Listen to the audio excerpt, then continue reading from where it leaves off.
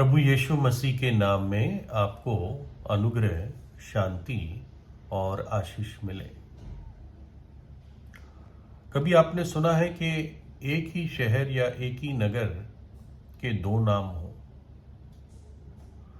ये तो होता है कि दो शहर अगल बगल होते हैं, उनको ट्विन सिटीज कहा जाता है, उनके अलग नाम होते हैं, जैसे हैदराबाद है और सिकंदराबाद है। लेकिन एक ही नगर,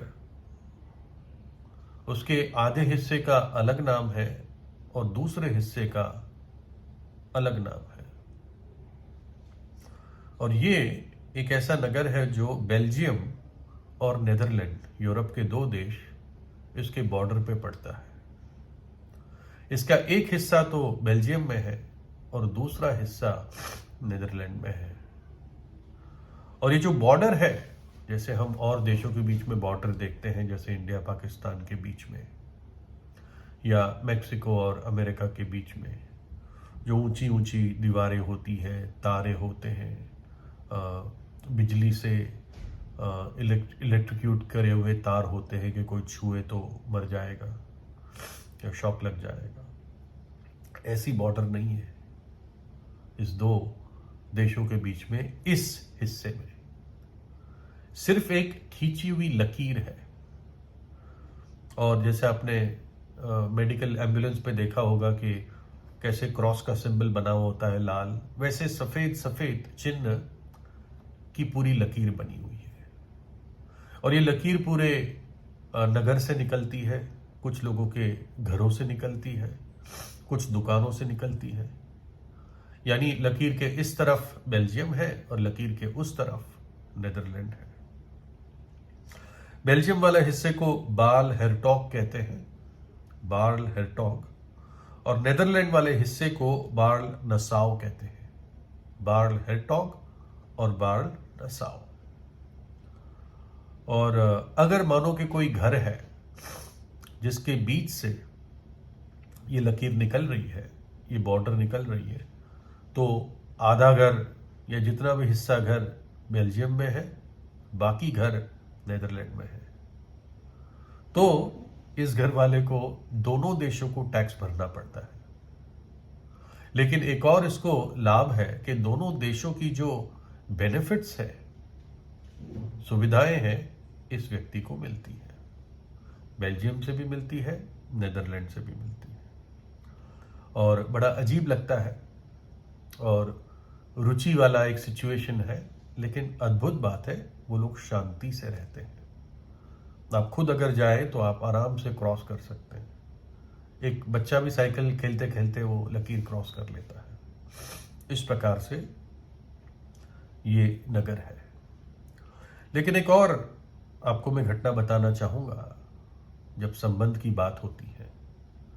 पहले वाला उदाहरण तो मैंने आपको अच्छे संबंध के बारे में बताया, कैसे प्यार से, शांति से एक पूरा नगर रह सकता है, जो आधा एक देश में है, आधा दूसरा देश में है। लेकिन एक व्यक्ति बताता है, एक लेखक बताता है कि उनके एक पड़ोसी थे, पति पत्नी थे, जो हमेशा बहस करते थे और लड़ते थे, शायद हाथापाई भी करते थे।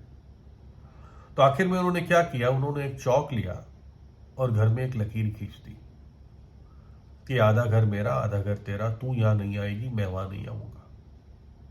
और उसने भी कह दिया, मैं वहां नहीं आऊंगी और तू यहां नहीं आएगा। और वैसे वो रहने लगे।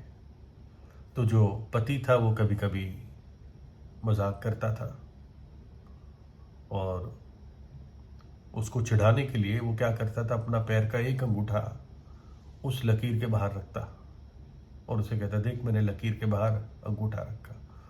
और उसने कुल्हाड़ी रख रखी थी उस पत्नी ने, और एकदम आके कुल्हाड़ी मारने की कोशिश करती कि अंगूठे को काट दूं, और वो एकदम पैर उठा लेता, हटा देता। तो ऐसी घटनाएं भी होती थी। और ऐसे कुछ सालों तक रहते रहे और फिर एक दिन कहीं आग लगी और पूरा का पूरा घर जल गया। बाइबल हमें बताती है कि जब संबंध खराब होते हैं तो उसके नतीजे भी बुरे होते हैं। मनुष्य परमेश्वर से अलग हो चुका है, दूर हो चुका है। और अगर इसी स्थिति में मनुष्य रहा, चाहे कोई भी क्यों ना हो, गरीब हो, अमीर हो, पढ़ा लिखा हो, अनपढ़ हो, गोरा हो, काला हो, है ना, नेता हो या रिक्शा खींचने वाला हो, कोई भी क्यों ना हो, अगर वो परमेश्वर से दूरी बनाए रखेगा, उसका जीवन पाप में होगा, तो नरक में ही जाएगा मृत्यु के बाद, क्योंकि वो परमेश्वर से अलग हो चुका है। और नरक ऐसी जगह है जो परमेश्वर ने त्याग दी है, वो परमेश्वर की त्यागी हुई जगह है, आग की झील है, गॉड फॉरसेकन प्लेस। पापों की मजदूरी मृत्यु है, आत्मिक मृत्यु है, परमेश्वर से अनंत काल का अलगाव, सेपरेशन। मनुष्य अपने आप परमेश्वर के पास आ नहीं सकता, क्योंकि वो पाप की अवस्था में है। उस पवित्र पवित्र पवित्र परमेश्वर की उपस्थिति में मनुष्य अपने आप, अपनी धार्मिकता के साथ, अपने अच्छे कामों के साथ प्रवेश नहीं कर सकता। वो सारी उसकी धार्मिकता मैले चिथड़ों के समान है परमेश्वर की दृष्टि में। जक्कई करके एक बहुत बड़ा टैक्स कलेक्टर था, प्रधान था, चीफ था महसूल लेने वालों का, और अपनी नौकरी में पैसे कमाने में खोया हुआ था। थोड़ा लज्जा में भी जीता था, क्योंकि बहुत ही नाटा था। उसका एक अच्छा कर्मचारी था जिसका नाम मती था, और मती ने अपनी नौकरी छोड़ दी थी, इस्तीफा दे दिया था कि अब मैं यीशु के पीछे चलूंगा, मेरा जीवन प्रभु यीशु को मैंने दे दिया। तो जक्कई को बड़ा अजीब लग रहा था कि ऐसी इतनी अच्छी नौकरी जिसमें ऊपर का पैसा आता है, तनख्वाह सीधी बैंक में जाती है आज की भाषा में, और ऊपर के पैसे से एंजॉय कर सकते हैं, याशी कर सकते हैं, ऐसी जॉब मती ने क्यों छोड़ दी? कौन है ये यीशु? एक दिन उसको सुनने में आया कि यीशु यहां से गुजरने वाला है, यरीहो नगर से, और जक्कई उसको देखना चाहता था। तो जक्कई एक गुल्लर के पेड़ पर चढ़ गया और वहां पर बैठकर सोच रहा था मैं यहीं से यीशु को देखूंगा। और प्रभु यीशु आया, उसके पीछे काफी भीड़ थी, और स्वाभाविक बात है कि पेड़ सड़क के किनारे होगा। प्रभु उस सड़क के किनारे पे आया और ऊपर देखा और कहा, जक्कई झट से नीचे उतर, आज मैं तेरे घर पर टिकूंगा, रहूंगा। और जक्कई आनंद के साथ नीचे उतरा, और प्रभु यीशु को, उसके चेलों को भी, जहां तक मैं समझता हूं, अपने घर ले गया। और भीड़ भी पीछे पीछे आ रही थी। उसने खुलकर कहा कि मैं ये घोषणा करता हूं कि मैं अपनी आधी संपत्ति गरीबों को दे दूंगा, और जिन जिन से मैंने धोखे से, फरेब से, कपट से लिया है, छीना है, उनको मैं 4 गुना 400% लौटा कर दूंगा। और तब प्रभु यीशु ने कहा, आज इस घर में उद्धार आया है। और फिर प्रभु ने ये शब्द कहे, मनुष्य का पुत्र यानी प्रभु यीशु खोए हुओं को ढूंढने और उनका उद्धार करने आया है, उनको पाप की भयानक सजा से बचाने आया है। इसलिए मनुष्य परमेश्वर को ढूंढ नहीं पाएगा, उसके पास नहीं जा पाएगा, क्योंकि मनुष्य पापी है। लेकिन परमेश्वर जो पवित्र है,